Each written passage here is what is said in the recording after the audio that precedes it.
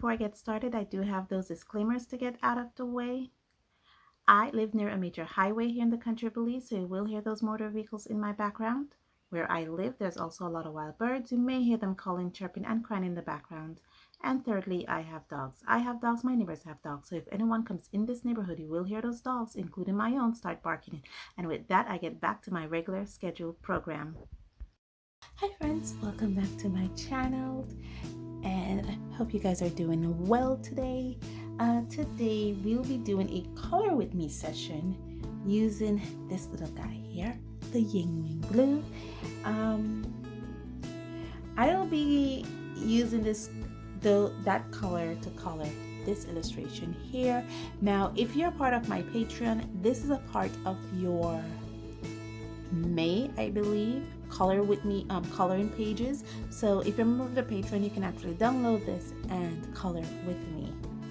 And I just love coloring me sessions because I get to use up these coloring books that I have made.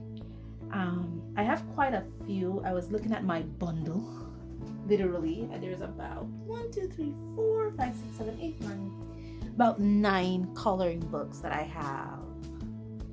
And they're filled with coloring pages that I uploaded to Patreons for the Patreons. And yeah. Okay, so I think I would have talked about Yinmn in a previous vlog. So there's really not a lot I need to say about it, just that I've been doing some practice pages with Yinmn, and there we go. This is my swatch book. This is a Yinmn page. Yeah, and you can see the color variations that it produces. Very beautiful, very nice. This is against these handmade watercolor paints, and this is this part here is the Yinmn with the other handmade watercolor paints that I bought from other suppliers.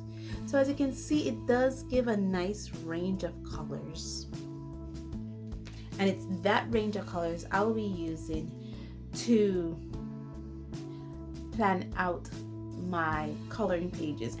I'm wondering if I should use only the colors that was made by other handmade watercolorists, or I should use the colors I made, which is actually pretty good too. Okay, so give me a minute, let me decide what color combinations I'm going to use with this Yinmn, and it's more likely going to be a 4-color palette. I think I'm going to be using this color palette here, this 4-color palette. This is Yinmn Blue with Crystal Blue Ice. Don't quote me on that name because I did not write the name down when I bought the color, but I'll probably have to go back and see what the name is. Antique Pink and Quinacridone Gold. So these are all from different handmade watercolorists that I found on Etsy. So I bought a couple colors, and I'm going to be using this color combination. To know which color combinations we will be using, now it's time to get all color up.